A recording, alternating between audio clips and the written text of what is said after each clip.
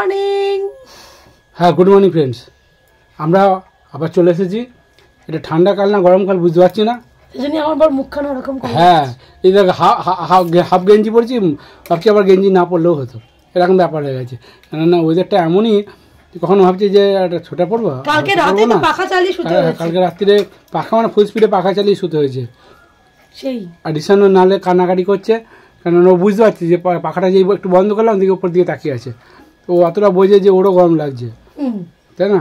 সেই এখন রিসেন্ট দেখো জল নিয়েই খেলছে, ওকে দেখাতে পারছি না। আমাদের খাবার এসে গেছে, আজকে খাবার একটু বাইরে থেকেই রান্না হয়েছে, আজকে নিয়ে আসা হয়েছে। তোমাদের দেখাই খাবারটা, কি খাবার এনেছি।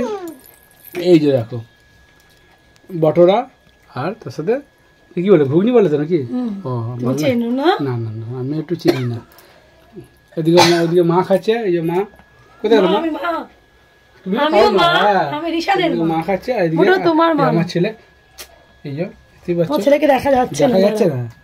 এই যে আমাদের ঈশান কুমার খাচ্ছে বসে বসেই, কিন্তু পালাচ্ছিল বলে আমি আবার জোর করে শুয়ে দিলাম। ও হাই করে দাও তোমার মা, হাই করে দাও, হাই করে দাও। মুখটাকে ওরকম করে খাবার নিয়ে হাই। তোমাদের বাড়িতে আর কার কার মানে এরকম রিশানের মতন অবস্থা দেখো তো, মুখের মধ্যে জানো খাবারটাকে নিয়েই দেখো, দেখো কি অবস্থা আমার ছেলেটা। আর দেখো জলের বোতলের মুখটা কি করে, এই দেখো।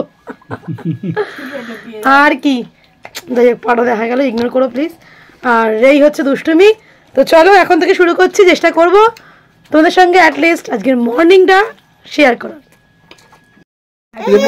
পকোড়া দিচ্ছে, হ্যাঁ পকোড়া খাবি? বুবলাই দিচ্ছে, হ্যাঁ বুবলাই দিচ্ছে পকোড়া। হ্যাঁ জেঠু ক্যাডবেরি দিচ্ছে, এখনই। ওই কেন বাবা?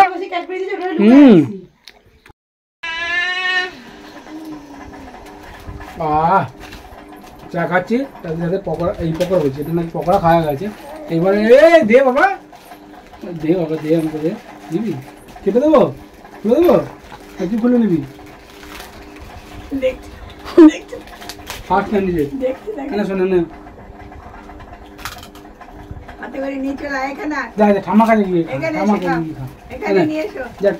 একটাই খাবো, একটাই খা, ঠাম্মাকে দিয়ে, ঠাম্মাকে দিয়ে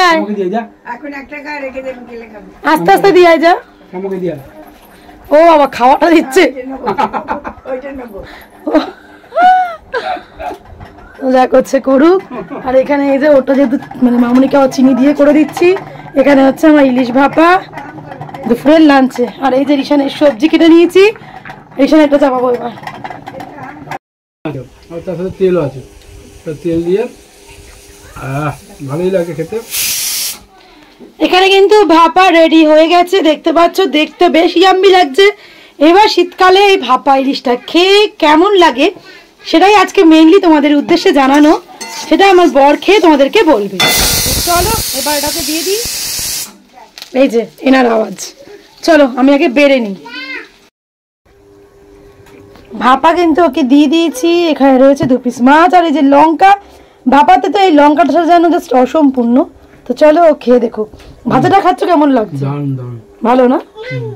মাছটা ভালো, শীতকালে ইলিশ মাছ এরকম হবে না। না আমি হাতে ধরেই বুঝেছি বেশ তেলক্ত জিনিসটা, আমি ব্যাপারটা শীতকালে খাওয়াই না, তো আমি খেয়ে দেখি কেমন লাগে।